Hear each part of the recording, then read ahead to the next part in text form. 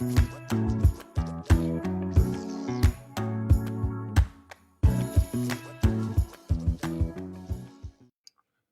welcome once again. This is the Doctor of Digital, the Doctor of Digital podcast. The purpose of the show is to transform your business and life with education and inspiration. I introduce busy business leaders to trends in business, technology, and marketing to highlight people you should know. Have you ever wondered why your carefully crafted emails end up in spam folders, never reaching their intended recipients? In this episode, we'll dive deep into the world of email deliverability with Nicolas Toper, the mad scientist inventor behind Inboxbooster. Nicolas shares his groundbreaking AI-driven solutions that are revolutionizing email marketing and keeping messages out of spam folders. You'll discover practical strategies to dramatically improve your email campaign's success rates and learn how AI is reshaping the email ecosystem. With an impressive track record of delivering over 50 billion emails at scale over 15 years, Nicolas brings unparalleled expertise to the discussion. As a Y Combinator alumnus and Forbes, Nicolas has earned recognition for his game-changing approach to email marketing.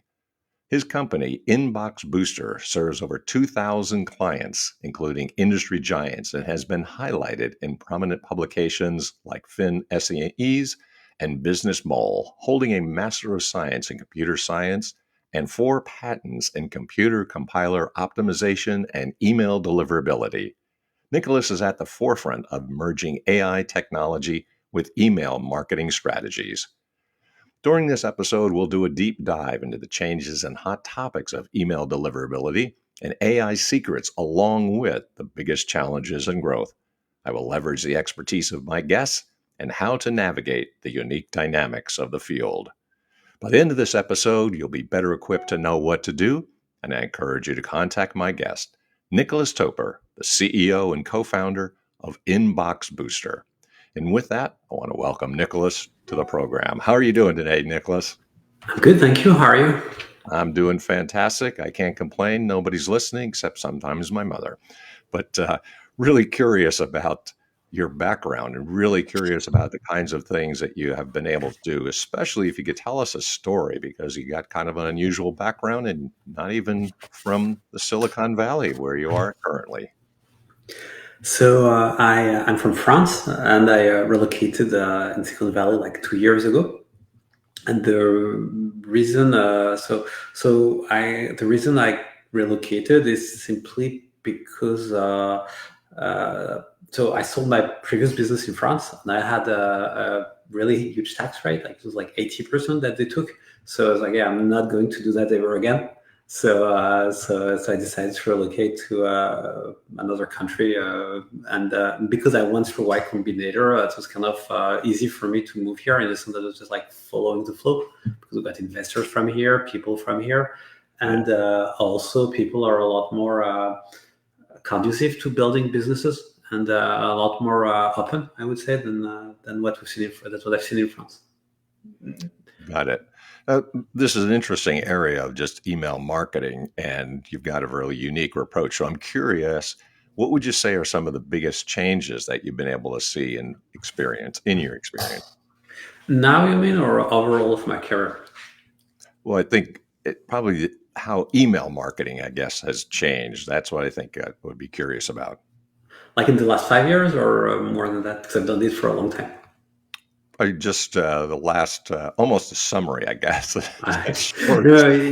actually interesting. That's why I asked the question. So the reason of email marketing, they changed. So initially, you could email as many people as you wanted. This was free. Like that's how Facebook got huge. That's how a lot of companies got huge. They basically imported your address book and they were spamming you. And then at some point, it got so painful that they invented spam filters to prevent the things to reaching you.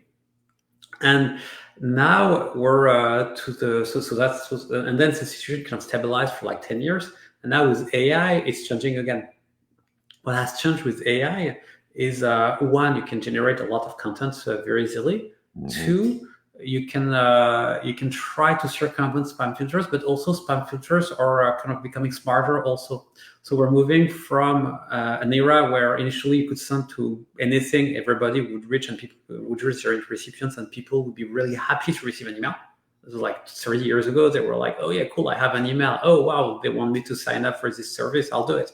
To I don't want to receive more email, which is now to an AI is going to tailor your email to what you actually want to receive. So they're going to understand what you want and then only present those emails to you. And contrary to, I would say, the rest of the tech ecosystem, email has been doing that already. So it's kind of an evolution. It's an incremental evolution. It's not a revolution.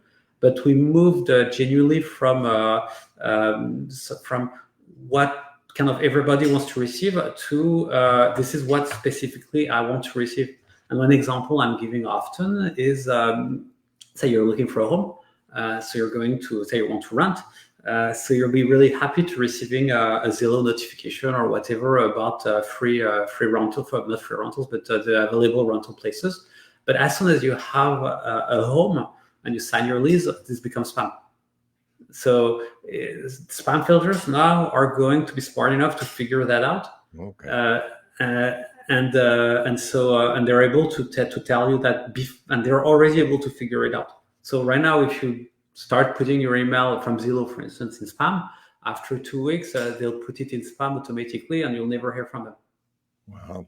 Then it's almost obvious. I was curious about some of the hot growth areas, but really what you're identifying are some of those areas. I mean, the application of AI and spam filters and all of those kinds of things. But are those some of the things that you would say now are the hot growth areas, or there's something else that you would say? So from my point of view, from our perspective, as my perspective as a business owner, there's definitely growth area because same thing like 20 years ago, people who would have deliverability problems would be like big brands like Samsung, Match.com, those type of companies. Now this is sorted out for those type of people, but now it's everybody else that have problems. So we're moving from a space where only large brands or big companies would have deliverability problem to a world where if your email, you're not sure that your email will reach your recipients. So it's so this changed completely from my perspective, the business, because we moved again from kind of almost an enterprise sale to an SMB sale where you have to have a self-service system where people can pay and figure it out by themselves. Got it. It seems like a very unique approach. And so a person with a very inventive mind, this is what you expect from an inventor. I'm wondering how you came across some of these groundbreaking ideas and what would you recommend, because this is such an issue in email and online today. What kinds of things would you recommend that people should be thinking of, especially business owners? So first, I'll answer first question first, which is how do you get into those ideas? Is I said by looking around and looking if there is an unaddressed need and if people will be willing to spend money on that. That's kind of because you have lots of unaddressed good ideas, but a lot of them people are not willing to spend money, and that's really easy. You just say, "Hey, would you give me money to do that?" So and you'll see how that works, and it goes to taking out trash. Like, would you be willing? Would my neighbor be willing to give me money if I take out their trash container when it's being picked up? Probably. I don't know. And it's really easy to test. You just go ask them, and you'll see two really, really complicated ideas. But it all starts with: is this useful? And two, would people pay or kind of find a way to make it sustainable? Because if you don't have, if you have no way to get paid for it, it's a hobby, which is fine, but you just need to acknowledge it. And now about email. So there are two tips I can share and actually makes a lot that are very, very important. The first one is the fact that your email is only if you're starting to send emails or you're a new business, the fact that your email are going to be in spam starts to be normal and the default mode. So the second thing is spam filter. So that's normal and you need to do something about it. And the second thing is spam filter are smart.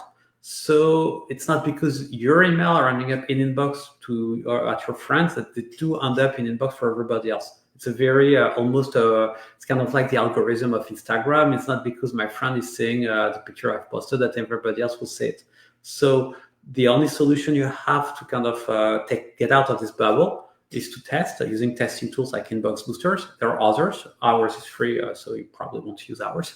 And you just send an email there, and it will tell you if by default your email is going to end up in spam or not in Outlook or Gmail. So you need to do that depending on how much you use email, but you need to do that a couple of times per year to once per week. And again, that's free, so you're not going to pay us for anything here. And that's important. And then if you're in spam, and the fact of being in spam, usually it's caused either because so you have really three causes. One, it's because the plumbing, like the DNS or some things, are not done properly. So that's technical, but that's an IT job. Two, it's because of some words in your email that are going to put your email in spam. Those words change. There is a list of words, but you kind of have to imagine that it's changing all the time. So like so sometimes it has nothing to do with you, and the list of today is not going to be the same as the list of tomorrow. Spam filters update those constantly. So if you use like free, like putting free on your subject or anything, it doesn't work. It's really like the test will tell you if you're in spam because of wording. And the third reason is because you've sent email that people don't want to receive. Because if you email people like at Google or at Outlook, they have something a little bit akin to credit score. So they're going to kind of look at your history and say, oh yeah, and they're going to say, oh, to the email that this sender is sending, the recipients want to receive them.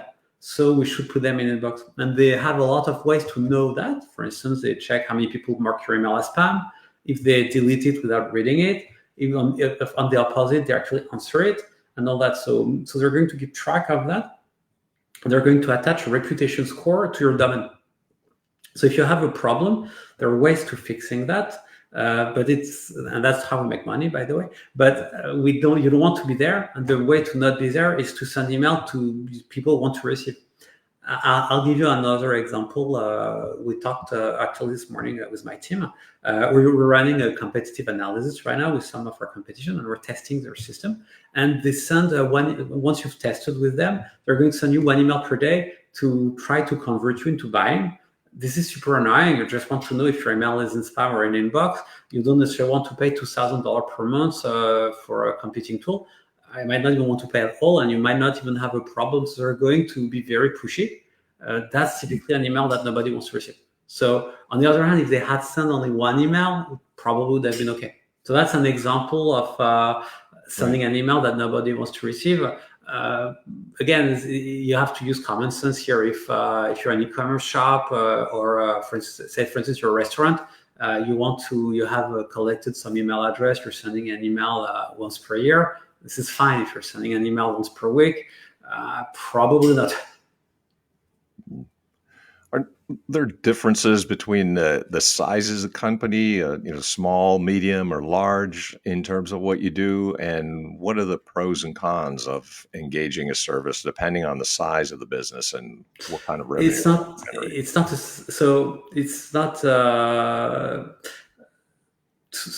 there is what we do and what our competition do. So for competition, they really work with bigger business. We work with all business size.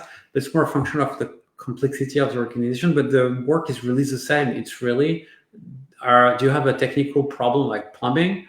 Are you sending emails that people don't want to receive, or do you have a problem that has nothing to do with you, which is a false positive because you're using a sentence that you should be using or you should not be using or something like that? But it has nothing, so it's the same for everybody.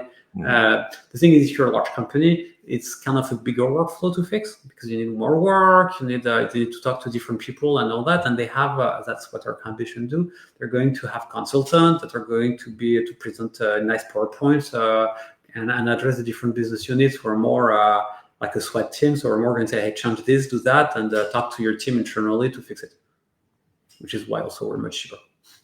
And what kind of obstacles do you run into? I mean, this seems like such a hot area and such a needed area, but what are some of the objections that you've heard to using services like this?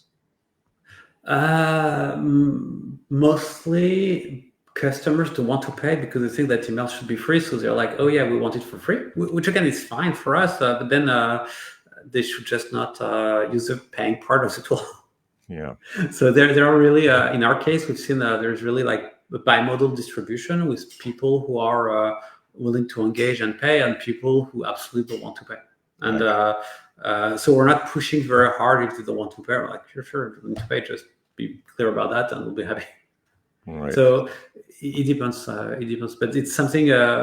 It's odd because people are okay to pay for SEO. They're okay to pay for Google Ads. They're okay to pay for all of that, but they're not okay for. Some are not okay to pay for that.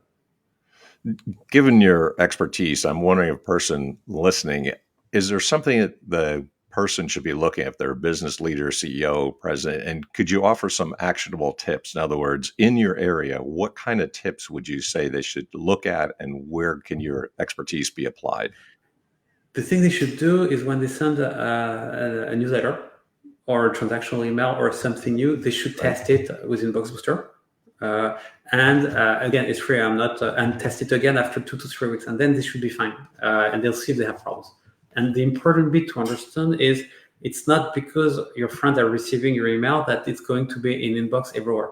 So if you're sending to people you're not sending to regularly, like a newsletter or all, you need to test. It's not automated. It's not by default going to end up in inbox.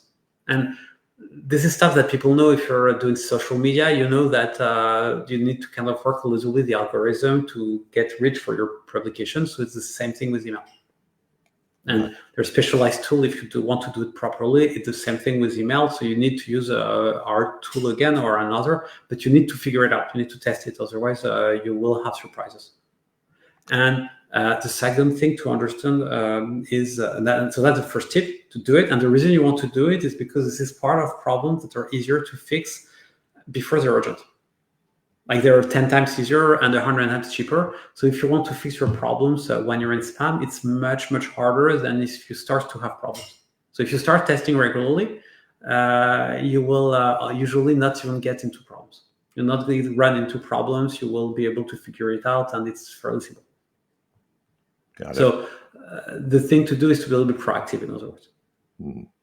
And this is something that needs to be maintained, and the maintenance is really kind of low cost because, again, it's free and it's really 5 minutes, but it's worth doing. And if anything, you want to do it a little bit. Sure. For the person who's got those actionable tips and they want to act on it, and having your expertise, excuse me, I'm wondering how they get a hold of you, like is contact information, or what would they say if they wanted to reach out to you now they've heard your advice? So if they want, they can email me at nicolas@inboxbooster.com, and that's simple. Or you can go on inboxbooster.com and there is a contact us section. Or you can simply test it for free. We're not asking for login information or anything. It's really just send your email and you got, and we'll tell you what's happening. Got it.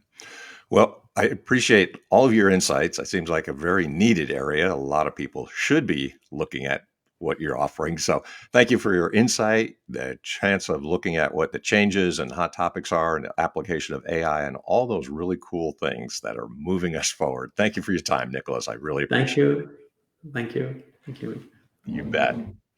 Well, that was very informative and very insightful. So, if you like the program, the Dr. Digital podcast, make sure that you like, subscribe, positively review, and tell everyone else on social media.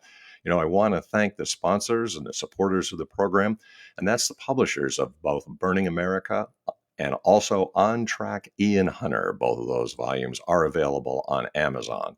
And if you want to reach out to me, by all means, please do so. I help business leaders, CEOs, and entrepreneurs break through their obscurity through oral and written presentations, building credibility and authority. And you can find me at Mastering Presentation Secrets on Facebook. And of course, thank you for listening in. Until next time, this is the Dr. of Digital signing off. Deus Volt.